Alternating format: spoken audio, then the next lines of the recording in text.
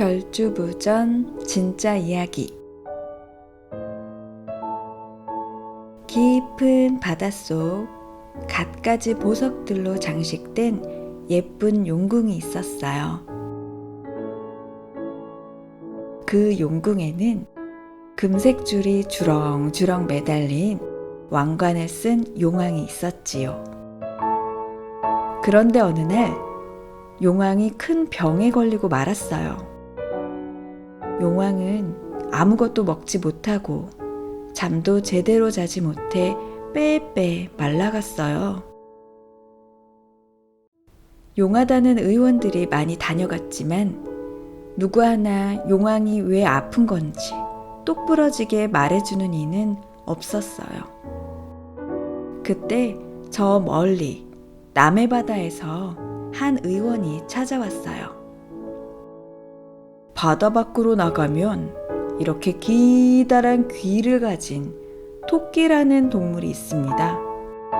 용왕님은 그 토끼라는 동물의 간을 꺼내 드셔야 나으실 수 있습니다.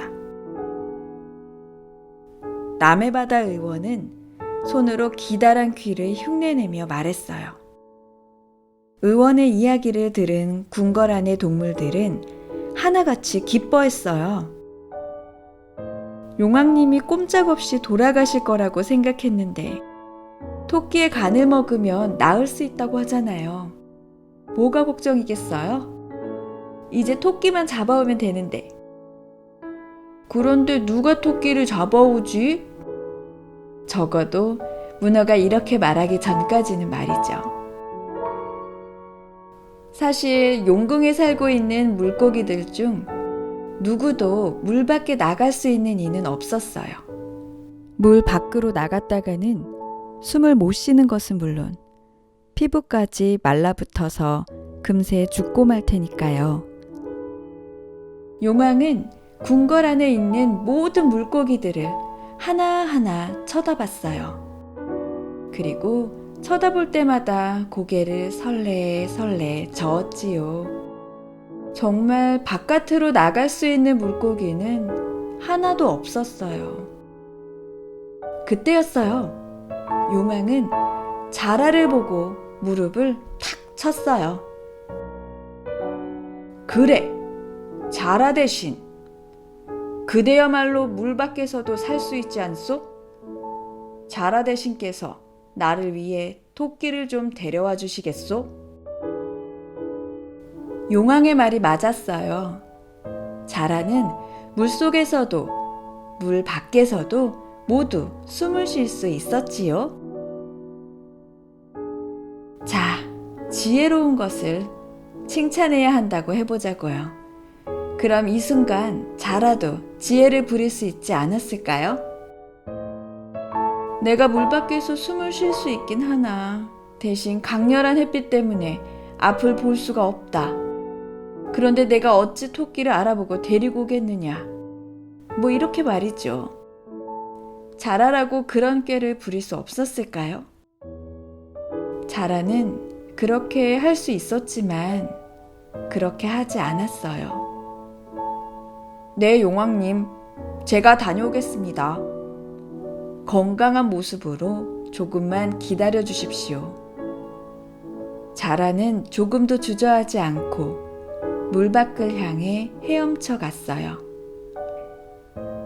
머릿속에는 오로지 용왕을 위해 토끼를 꼭 잡아와야겠다는 생각뿐이었고요.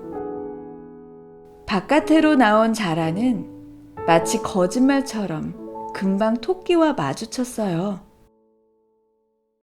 용궁에 가면 토끼 내가 좋아하는 게 아주 많아. 예쁜 침대도 있고 재밌는 그네도 있지. 게다가 토끼 너는 아주 귀엽게 생겼으니까 바다에 사는 모든 물고기들에게 사랑받을 수 있을 거야. 자라의 말을 들은 토끼는 한껏 기분이 좋아졌어요. 고민도 않고 바로 자라의 등에 올라탔어요. 용궁에 가면 자기를 좋아해주는 물고기들이 정말 많을 테니까요. 물론 자라는 토끼를 속인 것이 내내 미안했어요.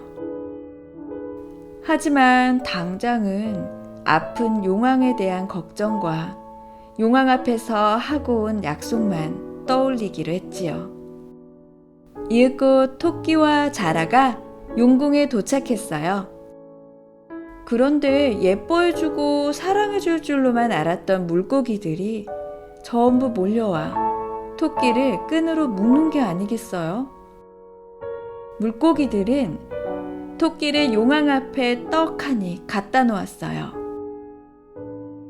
그제야 토끼는 모든 사실을 눈치챘어요. 이제 어떻게 살아서 나가야 하나 쉴 새 없이 고민했고요. 그때 떠오른 깨가 바로 간을 밖에다 꺼내두고 왔다는 것. 목숨이 오락가락하는 그 순간 토끼는 다행히도 다시 자라의 등에 업혀 밖으로 나갈 수 있었지요. 도리어 땅 위에 도착하자마자 자라를 마구 놀리기 시작했어요. 이 바보 같은 자라! 그래가지고 어찌 용왕을 지키는 대신이라고 할 수 있겠니? 자라는 토끼의 말이 틀리지 않았다고 생각했어요. 토끼의 꾀를 전혀 눈치채지 못했었다면 그 또한 용왕이 시킨 일에 최선을 다하지 않은 탓일 테니까요. 토끼를 내려준 자라는 쉬이 용궁으로 돌아갈 수 없었어요. 자라는 산속으로 엉금엉금 기어갔어요.